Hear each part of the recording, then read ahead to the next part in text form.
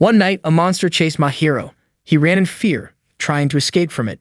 My hero wondered why such misfortune had fallen on him. When he was cornered and the monster was about to attack, he cried out for help. Suddenly, a girl appeared and defeated the monster in an instant. She smiled at him, leaving my hero shocked by what he had just experienced. After the incident, my hero brought the girl to his house. The next morning, they had breakfast together. The girl cheerfully talked about the night before, saying that if she had not been there, my hero might have been in serious danger. She told him there was no need to thank her. When my hero asked her to explain what had actually happened, the girl avoided the question, talking instead about her food. She quickly turned on the television because it was time for a superhero show. While watching, she commented that Earth was fun, and the bright morning had already lifted her spirits. My hero asked why the monster had been after him, but she dodged the question again, saying that the miso soup was delicious and asking my hero to get her another serving. Taking the chance while she was distracted, my hero threw his fork in her arm. Startled, the girl asked what he was doing. My hero insisted that she explain about the monster and who she really was. The girl finally introduced herself as Nyaruko. My hero immediately guessed that she must be connected to Cthulhu. He knew a little about it from reading Lovecraft's works, and in his mind, Nyaruko should have looked like a terrifying creature with twisting tentacles or surrounded by a sickening fog. Nyaruko replied that if my hero really wanted her to look like that, she could transform, but warned that doing so would cost him his soul. Nyaruko explained that she had come to Earth because she had a mission to complete. She described her role in detail, and my hero realized that she was basically an alien working for a planetary defense organization sent to protect Earth. My hero found it strange to think that the god Cthulhu was actually an alien. He did not know if he could believe all of it, but Nyaruko insisted that she was telling the truth. She revealed that she had received information about a major deal involving a criminal organization she had been chasing for a long time. They were involved in interstellar drug trade, smuggling across the galaxy, and even human trafficking. My hero was shocked to hear this and wondered if that was why they were after him. Nyaruko admitted that they were indeed dealing in human trafficking, but assured my hero that he had nothing to worry about because she was there to protect him. My hero was surprised that Nyaruko even knew his name. She confessed that she had done thorough research about him, even knowing that his parents were away on their 17th honeymoon. Nyaruko then declared that she would stay by his side at all times to protect him. She said she would remain close to him from the moment he greeted the morning till he said goodnight. Embarrassed by her words, my hero's face turned red. Nyaruko teased him, saying that he looked cute when he blushed. Irritated, my hero pointed his fork at her. Nyaruko quickly apologized, promising not to interfere with his personal matters again and to keep his secrets safe. She then urged my hero to leave the house because it was dangerous to stay there. The two of them went to an anime shop.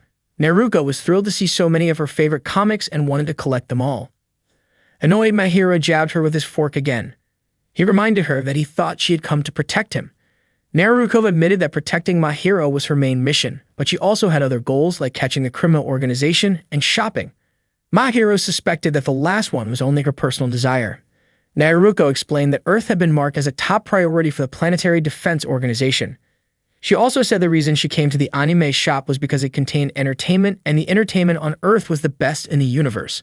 That was why beings like the so-called Cthulhu gods were interested in coming here. They wanted to use their powers to obtain such things. My hero told her not to do that.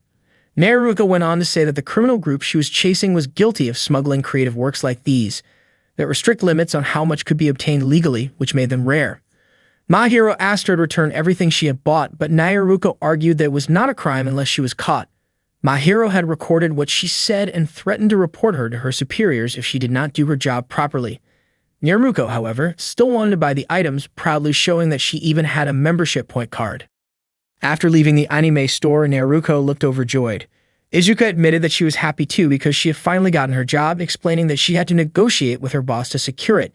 Nyaruko then mentioned how the whole universe seemed to enjoy Earth's entertainment, but she had another reason. When she saw the data about the person she was assigned to protect, she heard a sound effect in her head, like when an enemy appears in a game. In other words, that person was her type. My hero was shocked by that confession. Nyaruko declared that it was love at first sight. My hero felt uncomfortable when Nyaruko hugged him. He reminded her that she shouldn't mix work with personal feelings, especially since my hero assumed that her mission was only to protect his life. Nyaruko replied that she was still getting paid, which confused my hero since she had just been shopping.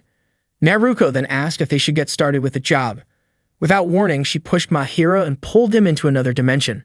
There she managed to punch a monster that was about to capture my hero. As it turned out, Nyaruko had used Mahiro as bait, and it worked. Mahiro couldn't believe it since he thought they left the house simply because it was dangerous there.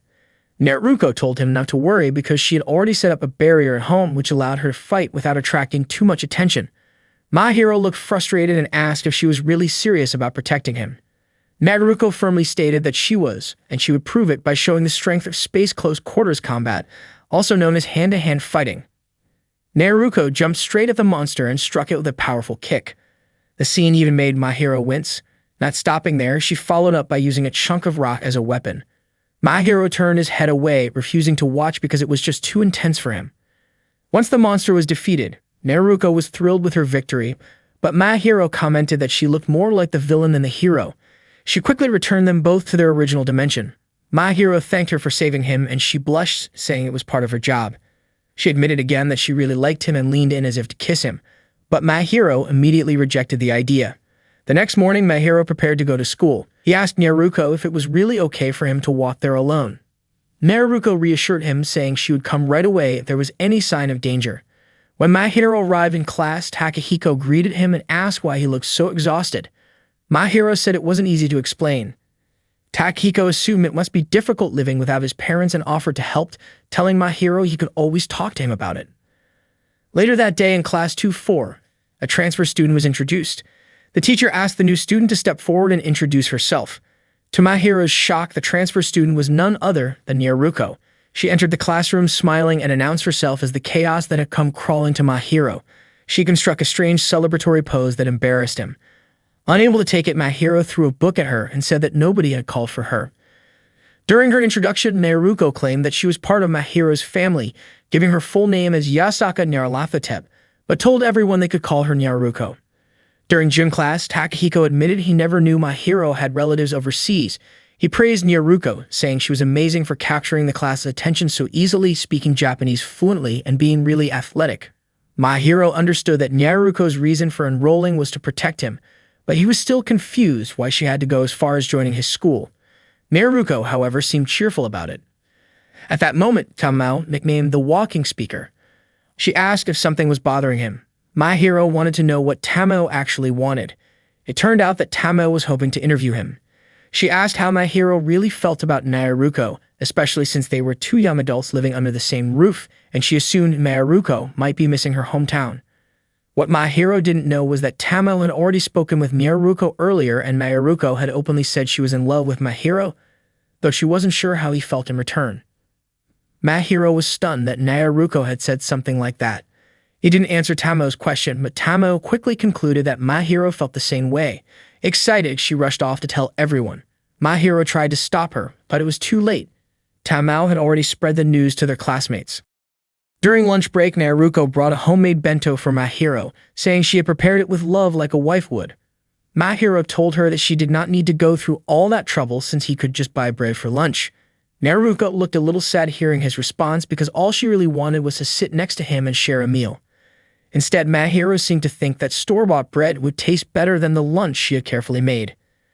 Tamao stepped in and suggested that Mahiro should eat the bento, reminding him how much effort Nyaruko had put into it.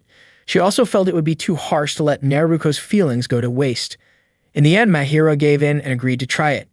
Nyaruko became overjoyed and quickly presented the lunchbox. The food looked normal, which surprised Mahiro since he had not expected her to have the time to cook all of that. Nyaruko explained that she could move faster than logic could explain, but Mahiro suspected she was just exaggerating. She asked him not to worry about the details. When Mahiro tasted the food, he admitted he had never eaten fried meat like that before and asked what kind of meat she had used. Nyaruko only smiled and turned her head away without answering. Since she stayed quiet, Mahiro threatened to throw the food away. Nyaruko reassured him that it was nothing dangerous and promised it was safe.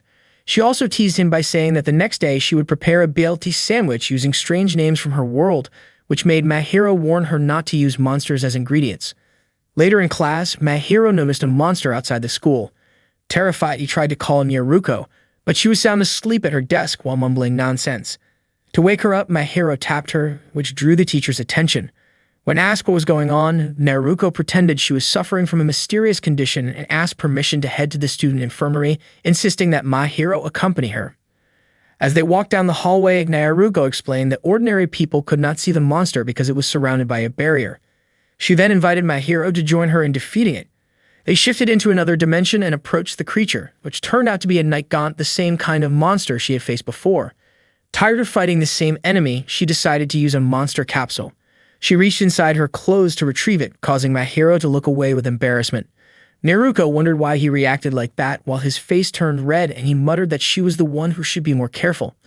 She then threw the capsule, summoning her pet bird, Shantak. Nyaruko ordered Shantak to attack the night gaunt with all its strength. Shantak charged at the night gaunt but was immediately struck down. Nyaruko admitted she had expected this, explaining that Shantak had already lost 99 battles and drawn once against a night gaunt. Confused, my hero asked why she would still use Shantak.